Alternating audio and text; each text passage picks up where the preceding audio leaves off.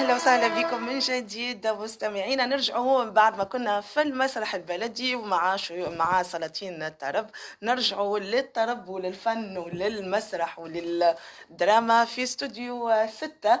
رحب مجددا بسي لسعد الجاموسي الفنان طبعا المبدع، وكذلك يلتحق بنا فنان مبدع كما قلت منذ قليل، الفنان والعازف المتميز والمختص في العلوم الموسيقية، دكتوراه في العلوم الموسيقية، الباحث أيضا في الموسيقى، دكتور سيف الدين معيوف. أهلا وسهلا، بصحة شريفتك ورمضانك مبروك وعيدك مبروك والكل. كلنا معنا توا.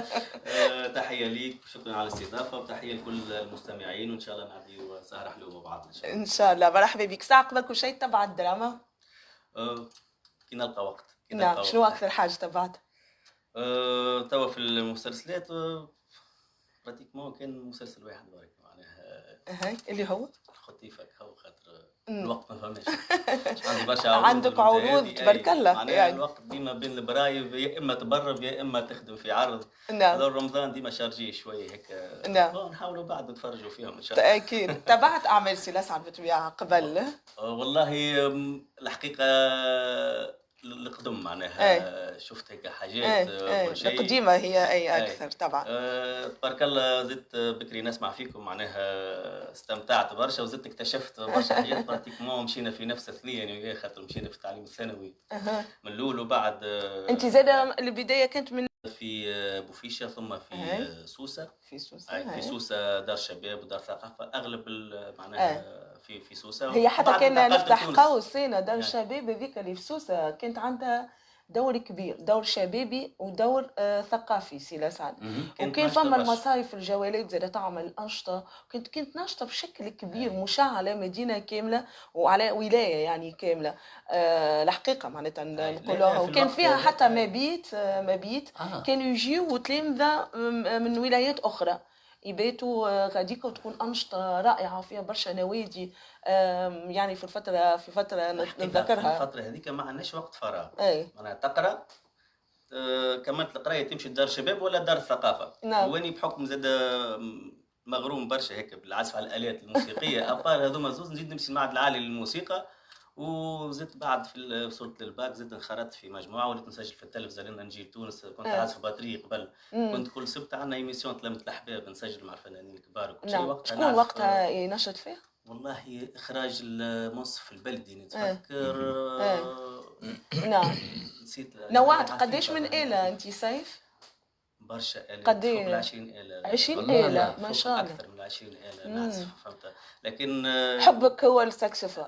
مختص في الآلات الهوائية معناها أكثر، لكن الآلات البقية نعزفها معناها. نعم. مانيش سوليست. نعزفهم معناها اكومبانيمون ولا في الارونجمون نوزع وحدي، خاطر تو تدخل على اليوتيوب تلقى الاغاني نتاعي تلقاني الكل نعزفهم وحدي معناها. نوزع انا نخدم الارونجمون بعد نعزفهم اني معناها اي آلة باش نعزفها وحدي فهمت. نعم. الور التكوين كان من صغرى من 5 سنين كما قلت لك. نفس اللي حكاه لك نفس الشيء يعني فراغ ما فماش معناها. ديما كملنا الباك، تعدينا التعليم العالي، كملنا التعليم العالي ماستر ثم دكتوراه، ثم ديما تخدم ديما.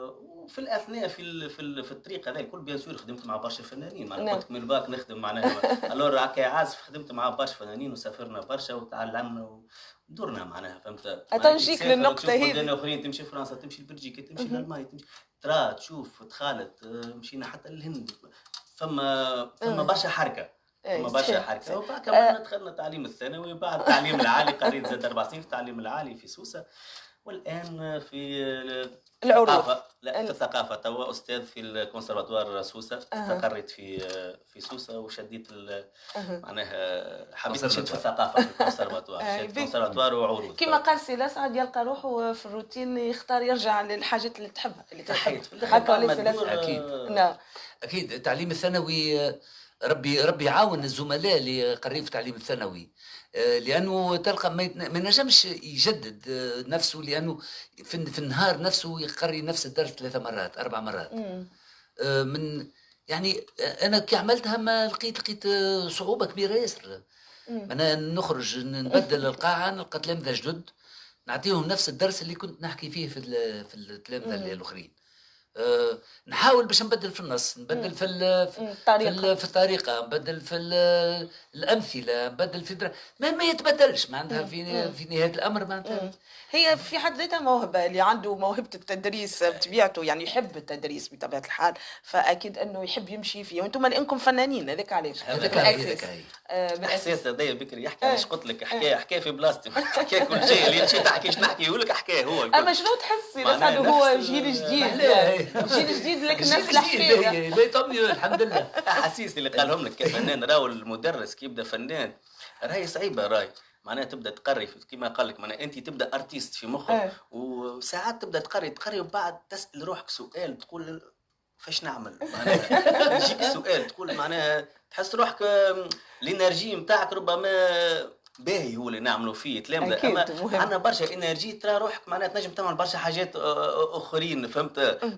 الخدمه ديك نجم يعملها واحد اخر فهمت. فهمت كل واحد شنو الانرجي، كل واحد زاد شنو يحب. مع انه التعليم العالي فما تفاعليه اكبر مع الطلبه، مش نفس الشيء، فما تجديد حتى المتن اللي تخدم عليه انت اللي تختاره وانت اللي تبنيه، وكل عامين يتبدل.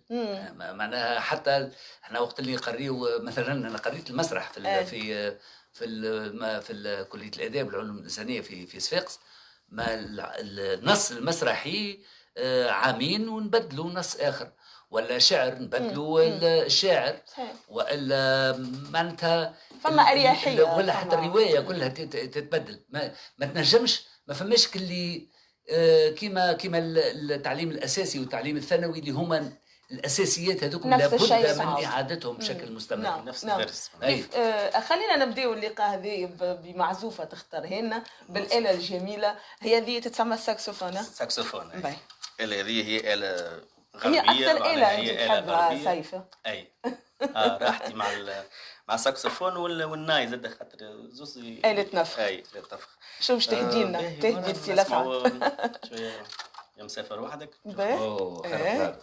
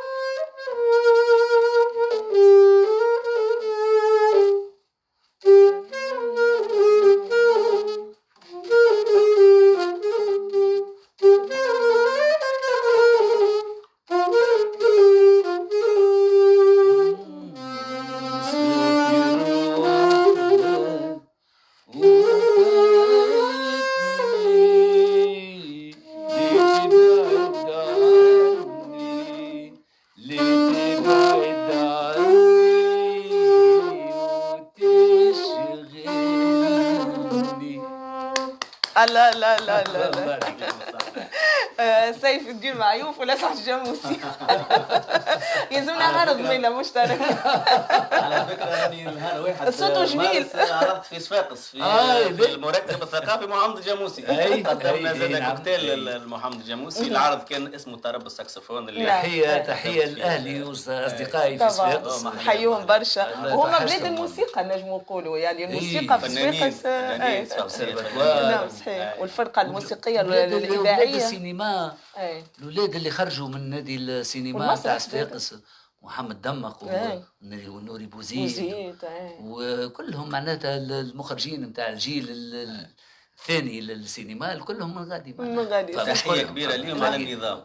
نعم نظام لا هما في النظام تظاهرة يعني. نعم. أنا لقينا استقبال طيب نعم. وعملنا جو الجمهور محلاه نعم. طرب الساكسفون قدمت به برشا عروض في رمضان. في رمضان عملنا 3 عروض بطرب الساكسفون وزوز عروض بالترقين التونسي.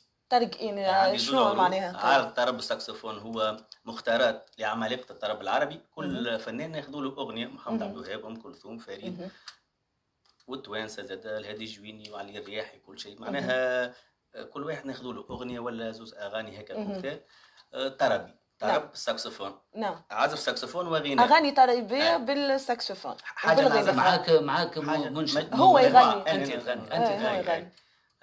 معك مجموعه زاد. معايا مجموعه واني يعزف ويغني. انسترومونتيست شونتور. مغني. تحصل على الدبلوم في الغناء العربي بعد على الموسيقى بتونس والدبلوم في آلة النار. نعم. لا ما شاء الله سيد. نعم. ف اخترت انه يكون العرض طربي جو رمضاني معناها كل شيء. فما انواع اخرين نتاع عروض يحبوا معناها الجو التونسي. فالعرض الاخر اللي هو ترقين، نصفه تراث ونصفه انتاجاتي الخاصه. علاش اسمه ترقين يا قصاب يا وخي؟ هز الترق شوي. ترقي الاغنيه القديمه، ترقين جديد معناها ترق الحديث، اغنيه قديمه تراث واغنيه من انتاجي الخاص. موجودين على اليوتيوب قناتي سيف معيوف، تلقاو معناها الكليبات اللي نقدم فيهم. وهو هذا توجه ثقافي 100%، خاطر البحث نتاعي في الدكتوراه كان على غرب تونس وشرق الجزائر، على التراث الغنائي هذا اللي هو يرتكز بالاساس على القصبه معناها على الاله هذه. فكان البحث نتاعي متوجه في الاساس هذا. وبعد عملت بحث ميداني في تونس. جبالي يدخل في الميدان، هيك الاداء الجبالي اللي موجود، اللي عنده علاقه بالاندلسيات زاد كيف الجبلي نتاع الجزائر. تاع الجزائر اللي خدمت عليه مني قلت غرب تونس شرق الجزائر. هذا يمشي القصبه الشاويه تتسمى. ايوه. بعد فوق شويه فما هذيك قسنطينه تمشي للمالوف، فهمتني. وتحت المجال هذا فما القصبه الصحراويه، معناها فما مجالات كل خارطه ثقافيه فيها شنو نوع استعمال الموسيقى. فكان هي القصبه اللي هي موجوده في غرب تونس هي يعني مشتركه تونس والجزائر، ولا هي فما قصبه تونسيه وقصبه جزائريه ولا كيف ايه؟ لانه نشوفوا ديما نعاودها على شبكات التواصل اكيد تتبعوا ديما فما هالجدل هذه اغنيتي، هذه موسيقاي، هذا يعني فما هالصراع حول الارث هذا. هما السؤال هذا تسال لي برشا مرات. غرب تونس وشرق الجزائر هما عائلات واحده، معناها متساهرين ومن قديم الزمان يمشيوا على بعضهم. جاء الاستعمار معناها قسمهم كل شيء، لكن هما حتى كي تدخل تلقى نفس اللهجه، تلقى نفس كل شيء معناها، ونفس التراث اللي عندهم. معناها اغاني قديمه ما نعرفوش تابعه لشكون، هي اغاني قديمه تراث يتغنوا بها الجهتين. هذا يقول لك نتاعي وهذا يقول لك نتاعي، لانه ما كانش مثار قبل توا. لكن حسب البحث اللي قدمته اني كل شيء معناها كآلة معناها كل شيء هي ترجع للوراث، آلة القصبة الشاوية. معناها كما نقولوا متأثرين الكل بالمنطقة هذه. فما امتداد ثقافي وصلنا لتونس عبر الولية. الولية معناها أولياء الصالحين استقروا في برشا بلايص في تونس، فانتشرت معاهم اللهجة الموسيقية هذيك، خاطر يعملوا الحفلات في الولية بتاعهم الحضرة وكل شيء آلة القصبة الشاوية. فالمنطقة هذيك الكل كي من الشمال للجنوب معناها الحد ذاك المناطق الحدوديه برسك نفس اللهجه. الور كي تهبط شويه للسود تهبط للجنوب باش تلقى قصبه نوع اخر، ماهيش نفس القصبه اللي كيف زاد من الجنوب التونسي تلقاها طيبه في الجنوب الجزائري. نفس الخط هذاك، نفس القصبه ونفسها في الحدود الليبيه. لا، في الحدود الليبيه باش تتبدل اللهجه. توريت والآلة تتبدل ولا الآلة براتيكمون يشبهوا لبعضهم بستة نقب، خاطر الزوز كيف فهمت. اما اللهجه تتبدل، اللهجه تتبدل طبعا شوية. كل لهجه حسب البلاد. وحتى الاغاني نتاع الجنوب وليبيا ديما زاد كيف واحد يقول لك بعتني ولا يقول لك ديما المناطق الحدوديه فيهم الاشكال هذايا. عادي جدا. ابيتو خلاونا تراث ومزيان هكا نتغناو. المهم احنا نحافظوا عليه. انت شنو رايك في هذا سي هذا الجدل اللي توا ولا موجود اللي دعم مع شبكات التواصل؟ هذا ما نقولوا راه صهاينه، هذا يحبوا يفرقوا بيناتنا. ما عندناش، انا ما عندي حتى معناها افضليه على انه من اصل جزائري ولا من اصل تونسي ولا من اصل ليبي. الفن راهو ما عندوش باسبور باش ينتقل معناتها من منطقه لمنطقه، ينتقل وكهو. احنا بيدنا نجم يكون منشد معناتها كان غاديك وروح جاء عمل حفله والناس حفظتها وغنات بها، معناها ما فماش حتى مشكل. اصلا حتى احنا بيدنا، احنا القابنا خيا القابنا في الجزائر موجود. يعني اللقب نتاعي تو سيف معيوف. نعم. تمشي تدخل الجزائر كله معيوف تلقاها، شرق الجزائر كله معيوف. انا فهمني، انا ظاهر فما قبل فما حركه كانت عباد يجي نروح على الكامل. نعم. خلينا نرجع للدراما، سامحني سيف، لانه لازم نتحدثوا طبعا النقطه هذه المهمه بالنسبه للسي لسعد الجاموسي، لانه تويكا قدمت مجموعه من الاعمال بدايه من ليله الشك يظهر لي لليوم السنه شاركت في زوز أعمال اللي هي الخطيفة والمطبعة.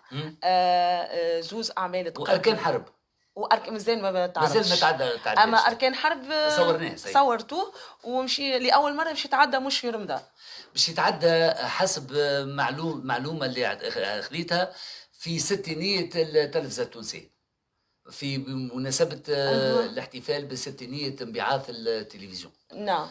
يمكن في شهر جوان هكاك. أما مازال أنا المشاهد اللي أنا فيها في أركان حرب صورناها ديجا في تونس، خاطر نعم. خاطرني نمثل دور وزير مش الثقافة إن شاء الله في إن شاء الله في مسلسل آخر إن شاء الله نشوفك. إن شاء الله تكون أنت وزير. أما لا وزير في أركان حرب وزير الداخلية. وزير الداخلية. وزير الداخلية. المسلسل هذا عنده فترة معينة ولا ليه؟ أركان حرب. أركان حرب يخص معناها الهبة نتاع الشعب التونسي ضد الإرهاب.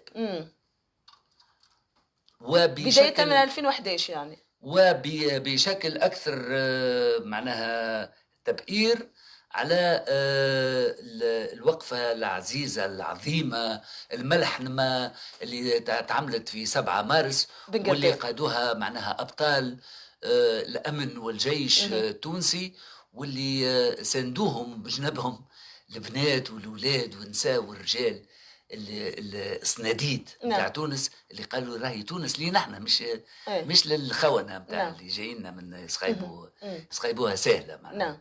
وهذا اعتزاز، هذا فخر واعتزاز. وهذه الدراما اللي يلزمها أيضا معناها يقع دعمها ويقع تثمينها، لأن هذيك اللي التراث اللامادي متاعنا والتاريخ متاعنا القديم وجديد اللي نعتزوا به واللي نفخروا به واللي نهزوا روسنا به واللي نقولوا احنا توانسة وراسنا مرفوع. نعم مهم. اما النوعيه ذي نتاع الاعمال تطلب برشا امكانيات نتصور باش تقدم بطريقه جيده يعني. ما لاش في بالك راهو اسمعني، فما لينين اللي هو زعيم شيوعي اشتراكي يقول un peuple sans mémoire est un peuple sans défense. شعب بلا ذاكرة هو شعب بلا مناعة. صحيح. احنا يلزمنا ننميو الذاكرة متاعنا الإيجابية. تو معناها ساعة يهبطوا يعملوا ميكرو تروتوار في باب حر، يقول له بربي شكون الجازية الهلالية، يقول له در شكون هي مغنية. صحيح. يقول له شكون حبيب بورقيبة، يقول له در شنو ما نعرفوش. امان حنا بعل وينو عليسة معناتها ياسر معناها خلينا الامور هكاك وبرا. باهي الدراما اللي تفرهد، باهي الدراما اللي تاثر تبكي، باهي الميلودراما عم يبكيو ميلودراما هيك نسميوها. هذا كنوع من الميلودراما اللي محبوب ياسر عند الشعب. فما ناس يقول لك لا كيفاش ميلودي، لا الشعب يحب يبكي شويه، الشعب يحب يضحك ويبكي يحب يتاثر. نعم. وش بيه يخليه يتاثر؟ اش بيه باهي كيما تنجم انت عندك دراما من مستوى سينمائي رفيع كما المطبعة. نعم رائعة صراحة. مادي ميلي معناتها أولا نعم. أول مرة يعمل نعم. دراما تلفزية وتناولها بكاميرا الفنان مش كاميرا التاجر، خاطر ينجم فما مانيش باش نقول شكون. فما مسلسلات اللي تنجم تنتهي مثلا في الحلقة 10 قعدت لك حتى الحلقة العشرين عليه، حتى الجمهور يعرفها. عاود كرر زيد اعمل معروفة 10 جملات. الدراما التركية ولا الدراما البرازيلية معناتها تضرب لك 35 سنة 35 سنة معناتها ما توفاش. فما واحدة لتو معناها ما زالت عندها 35 ما زالوا اللي مات واللي حيا واللي جا واللي مش، والناس ما زالوا يستناو في جديد. لا ما علاش خاطر هذيك راهي ماكينة نتاع فلوس، هذيك ماكينة فلوس. والقنوات الخاصة من معقول وعادي انهم يحاولوا يصنعوا الدراما من خلال زاد كيف الانتاج، الاشهار، معناها انهم يحتلوا مكان في طيله رمضان وخارج رمضان. صحيح. معقول معناها ما يتلامش. كان تخيرني انا بين هذا وهذه، معناها نقول لك انا وقت اللي ديما باش تختار الفن اكيد مع مجدي السميري مثلا وقت اللي في بوليس، في ليلة الشك، في ليلة الشك، في ليلة الشك، وفي القضية 460 في القضية تناول خيالي محلول، ومحلاه الديكور ومحلاه الأجواء، ومحلاك الأجواء اللي خارجة على الزمن وعلى كل شيء. صحيح. وديكور ممتاز وأداء ممتاز وحالات معناتها ولات فيرال، خاصة حكاية الشيك هذاك بتاع القاضي والمحاكمة وكله. نمشي لمصر ولا الأردن ولا العراق ولا في مهرجان ولا أول حاجة خرجوها لي سعادة القاضي كيف حكاية الشك. معناها يعني هذه الأعمال اللي هي تبقى والدوم معناها برغم اللي فيها نتوءات معناتها جميلة كما هذه، ولكنها التناول نتاعها سينمائيا عميق. سيف، تشوفوا زاده كيما فما هالاعمال الدراميه بمخرجيها بممثليها، فما بطبيعه كل ممثل يحب يبرز معناتها قدراته، والمخرج كيف ولينا نشوفوا مع كثره الدراما نجم نقولوا تسابق جميل بين الموزعين الموسيقيين، بين الموسيقيين كيما سنا معناتها كريم مثلي، بلبنى نعمان، غيره برشا اسماء يعني.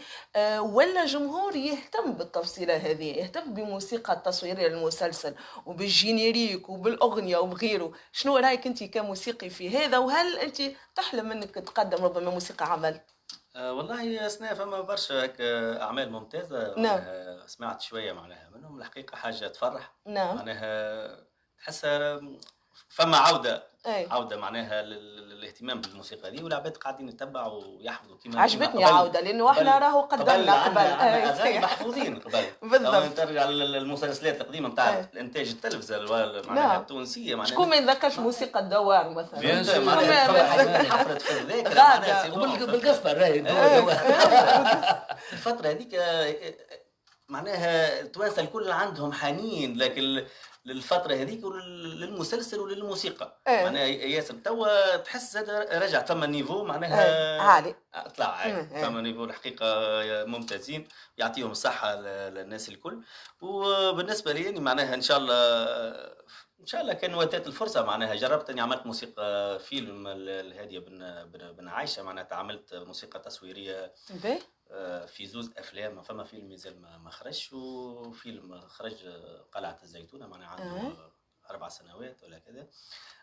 فاخذت التجربة هذه مرتين معناها مختلفة. إن شاء الله تجي فرصة أخرى مثلا في مسلسل ولا حاجة نقدم الموسيقى متاعي، علاش لا. إن شاء الله كي تتوفر الظروف، كي تتوفر الفرصة، خاطر ما يعرفونيش في الجانب هذاك ربما، وبرشا ما يعرفونيش أصلا معناها مازال صوتي ما وصلش، رغم اللي تعبناه هذا الكل، وباقي ما زلت مانيش معروف معناها انا اعلاميا. شنو اللي يخليك مش معروف اكثر؟ لانك تبارك الله تنتج مختص باحث يعني عن درايه، تنتج اغانيك الخاصه، وسي سعد يعني رغم كل الظروف ويقدم كليبات موجودين، كل اغنيه يعمل لها كليب، عندك العروض الحفلات.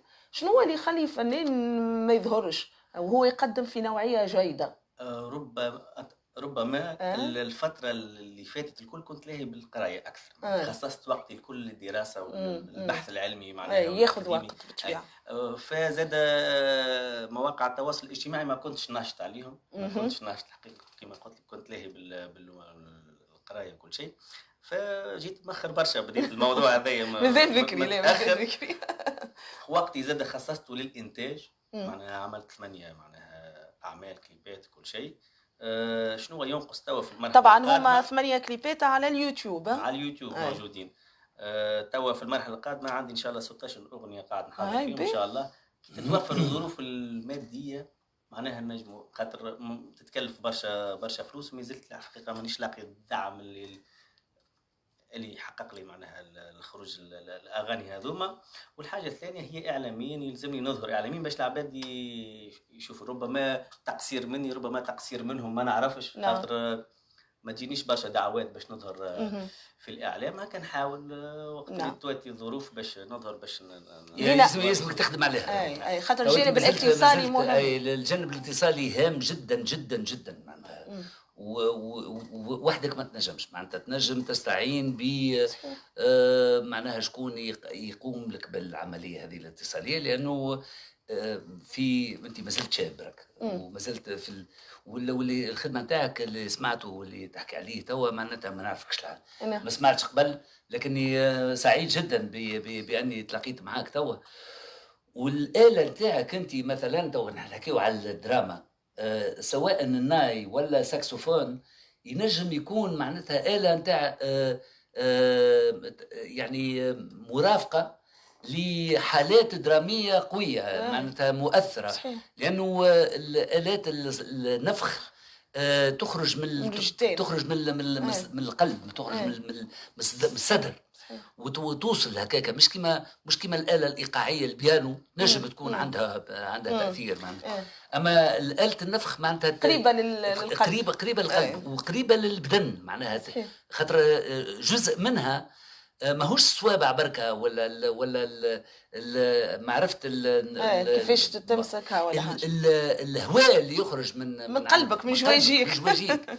معناها هو بنفسه يمشي في التأثر متاعي. معناها بالمجد الساعة نسمع فيك وانت تعمل في ديزامبرو وتسخن في الساكسوفون، شعرت انه فما ارتعاشة، معناها فما فيبراسيون، معناها فهمت كيفاش. فكرت حاجة، خاطر قلت لي على الساكسفون. عملت مرة مسلسل أنتجو نجيب عياد ربي يرحمه، والكومبوزيسيون كانت متاع أمين القلسي. بريسك برشا سجلت به الساكسفون، معناها حتى الإشهار بالساكسفون وقتها تاع 2016. شنو عبد اللي وقتها لطفي عبد اللي هو البطل. عبد اللي 2016 نسيت اسم المسلسل الحقيقة، ضاع من مخي.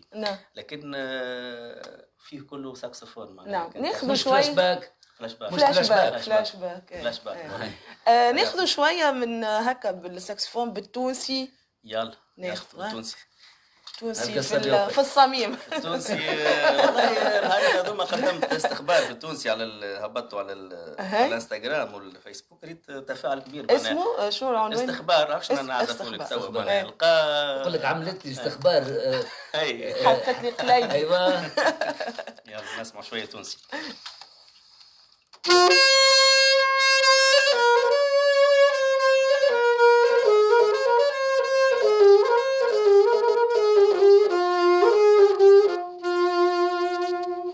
مزموم هذا محيرسك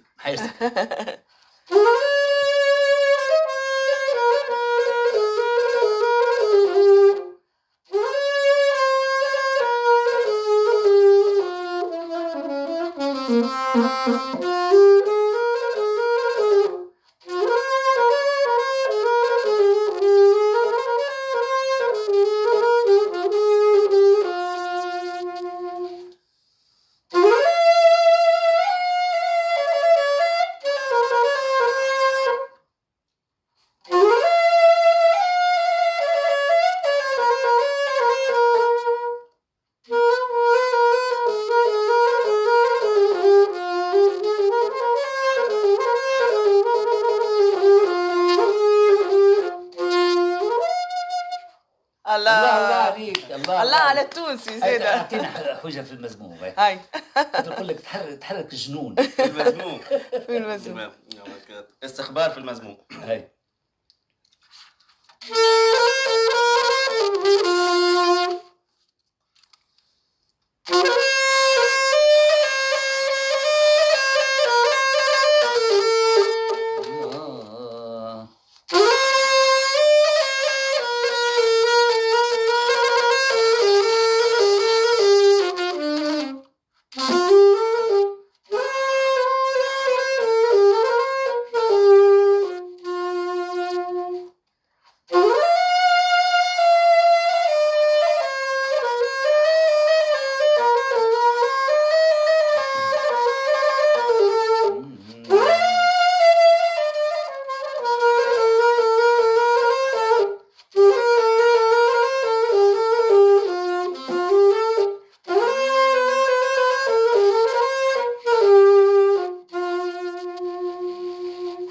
الله عليك.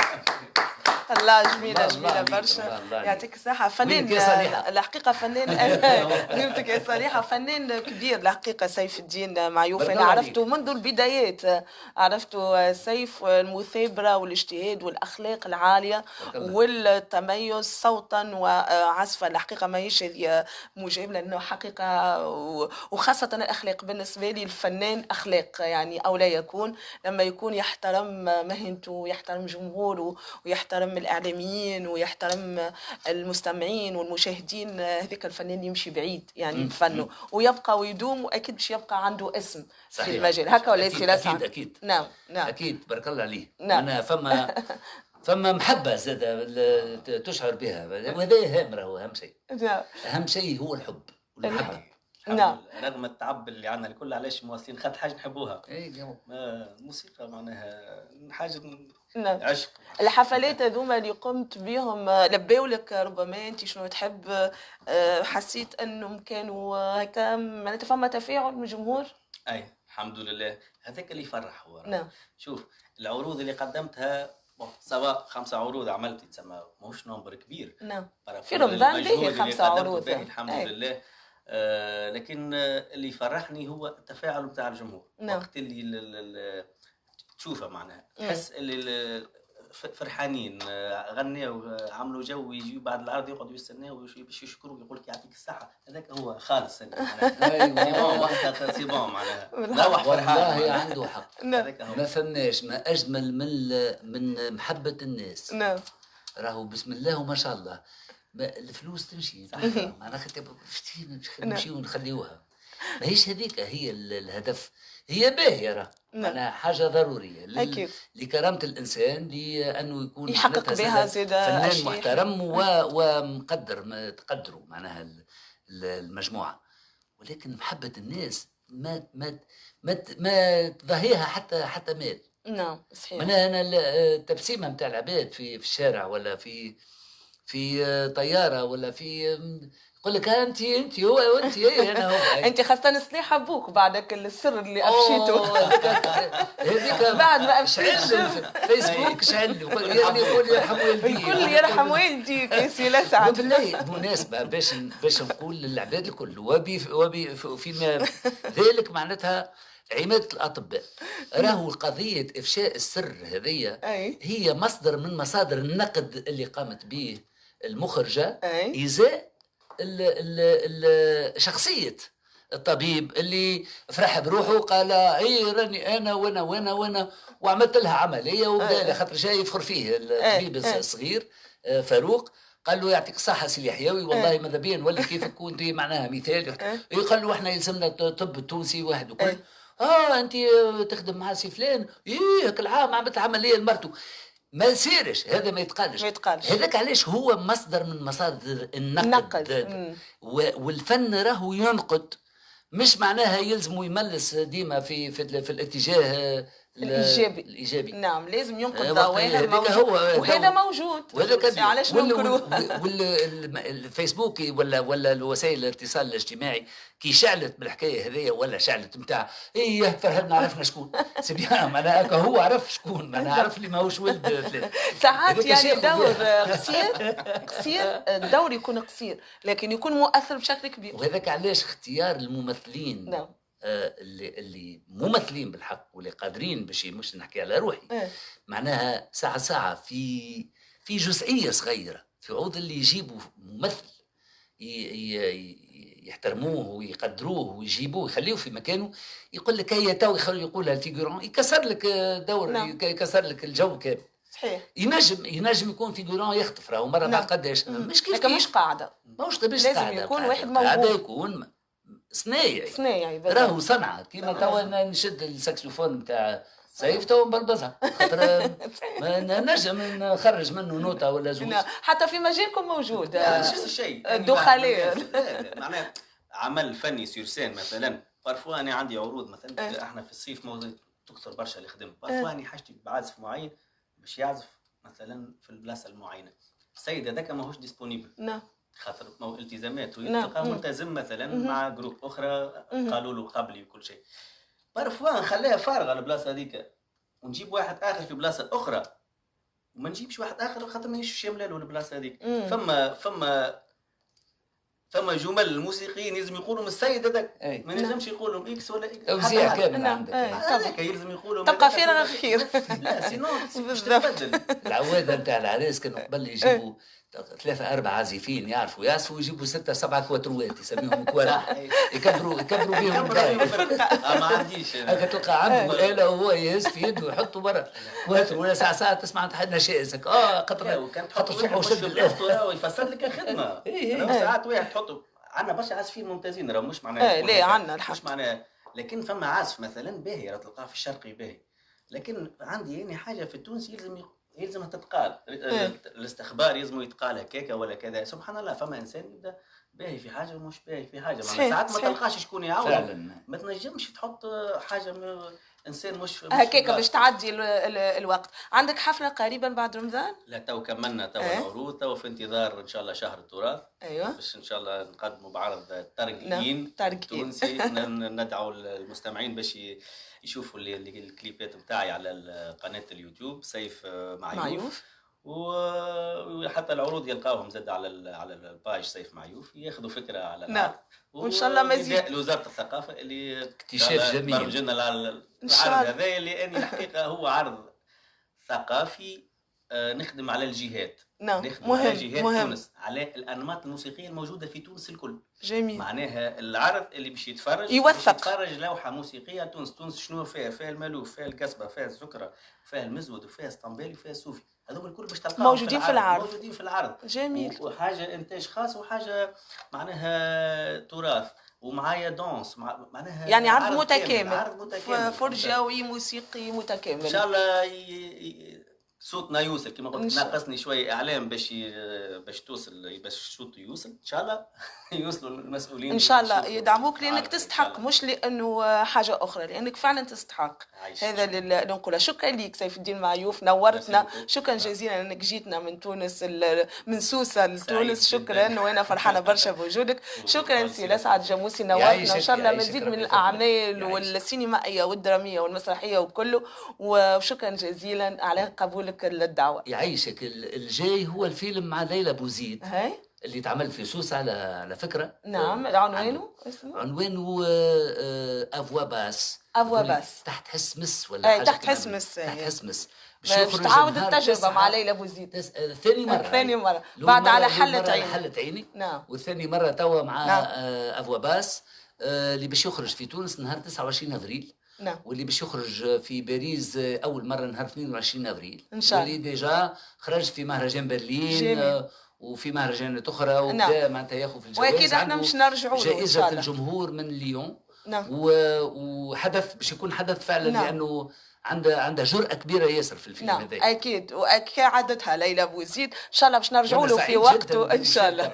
ان شاء الله. شكرا ليك سي الأسعد، شكرا سيف معيوف، شكرا مريم بنقاره من امام ميكروفون سميح قصد الله. نلتقي غدا في حدود الساعه 5 مساء. الى اللقاء.